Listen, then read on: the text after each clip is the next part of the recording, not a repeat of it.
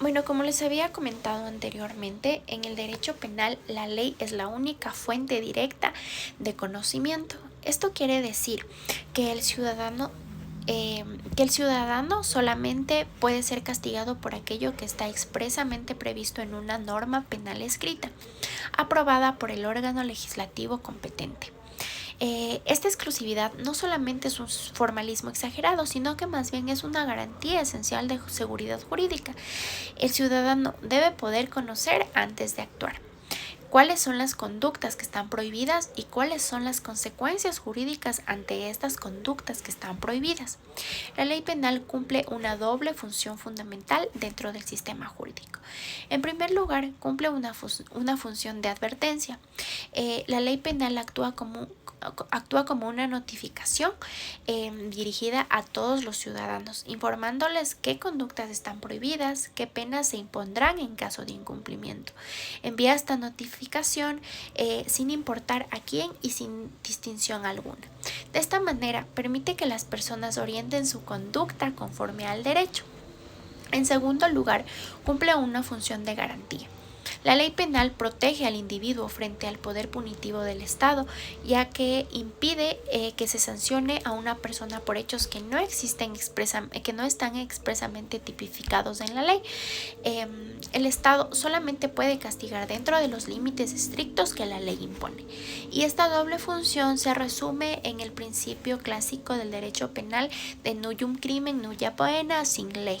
Es decir, que no hay un delito ni pena sino una ley previa. El Código Penal debe entenderse como la carta magna del ciudadano frente al poder punitivo del Estado. Esto significa que la ley penal no solamente protege a la sociedad, sino principalmente al individuo, garantizando que nadie sea castigado fuera de los presupuestos legales y de los límites que están establecidos legalmente. En el derecho penal, el silencio de la ley es libertad. Si una conducta no está escrita de manera clara y precisa como delito, el juez no puede sancionarla, aunque considere que es moralmente reprochable. El derecho penal es un sistema discontinuo de ilicitudes, a diferencia del derecho civil, donde se admite la analogía para resolver conflictos no previstos. En el derecho penal solamente son punibles aquellas conductas que encajan exactamente y estrictamente en un tipo penal. Esto refuerza la idea de que el juez penal no puede crear delitos, ni siquiera para llenar supuestas lagunas legales. Las zonas no reguladas por la ley penal son espacios de libertad garantizada. El principio de legalidad es un pilar del derecho penal. El principio de legalidad es la columna vertebral del derecho penal moderno y la mayor garantía frente al abuso del poder punitivo del Estado. Este principio exige que el ejercicio del castigo estatal esté sometido a reglas estrictas y previamente establecidas también. Como lex praevia, prohibición de la retroactividad, la ley penal debe existir antes del hecho que se pretende sancionar. Esto garantiza que el ciudadano pueda prever las consecuencias jurídicas de su conducta. Se prohíbe la aplicación retroactiva de leyes penales que tipifiquen nuevos delitos, que agraven penas, que establezcan circunstancias agravantes. Como una excepción es la lex mitor. La única excepción a la irretroactividad es la ley penal más benigna. Cuando una ley posterior favorece al reo, debe aplicarse retroactivamente, incluso si existe sentencia firme o la pena está ejecutando. Entonces esto responde a la idea de que la sociedad ya no considera necesaria la severidad de la ley anterior. La lex scripta, la exclusión de la costumbre.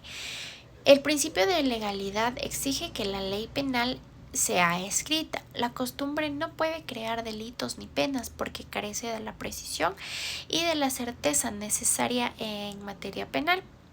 Permitir que la costumbre tenga fuerza creadora abriría una puerta a la arbitrariedad y a la inseguridad jurídica también. La lex stricta, prohibición de la analogía in malam partem. La ley penal debe ser clara, precisa y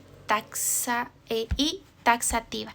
Por ello se prohíbe absolutamente la analogía en perjuicio del reo, ya que ampliaría artificialmente el alcance de la norma penal. El juez solamente puede interpretar dentro del sentido literal posible de la ley. La analogía in bonam partem, en cambio, es favorable al acusado, conocida como analogía in bonam parte, la cual es admitida por un sector de la doctrina, ya que refuerza el carácter garantista del derecho penal. Y esta analogía puede aplicarse cuando beneficia al reo, por ejemplo, para extender causas de justificación o exclusión de responsabilidad. La ley penal posee ciertos caracteres esenciales que aseguran su función garantista. Es exclusiva porque solamente ella puede crear delitos y penas, y es obligatoria ya que se impone a todos los habitantes y al propio Estado. Es ineludible porque no pierde vigencia por desuso.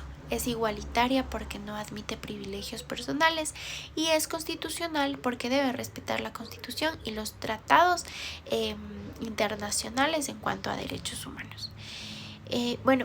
Las fuentes indirectas. Como fuentes indirectas tenemos la doctrina, la jurisprudencia y otras que explicaré adelante. Además de la ley penal, existen fuentes que no crean delitos ni penas, pero cumplen con una función interpretativa e integradora. Por ejemplo, la costumbre. La costumbre está excluida como fuente del derecho penal. Sin embargo, cumple una función mediata en tres aspectos principales. Primero, en la interpretación de elementos normativos del tipo penal. Segundo, en la determinación del deber objetivo del ciudadano, especialmente en delitos culposos. Y tercero, en la teoría de la adecuación social para excluir conductas socialmente aceptadas. Un ejemplo claro es la lex artis medica, que sirve para evaluar conducta profesional del médico en casos de negligencia. Como otra fuente indirecta tenemos a la jurisprudencia. La jurisprudencia no es una fuente de producción del derecho penal como tal, no crea normas, sino que más bien las interpreta y aplica la ley al caso en concreto. En Ecuador, la jurisprudencia se consolida a través de decisiones reiteradas aprobadas por el Pleno de la Corte Nacional de Justicia y cumple una función orientadora, pero no vinculante de manera absoluta. Y como otra fuente indirecta del derecho penal tenemos a la doctrina. La doctrina consiste en el estudio, la interpretación y la sistematización del derecho penal por parte de los juristas. Y no tiene un carácter vinculante, pero cumple un papel fundamental, como por ejemplo la guía del juez, la orientación del legislador, la garantía frente al abuso del poder punitivo.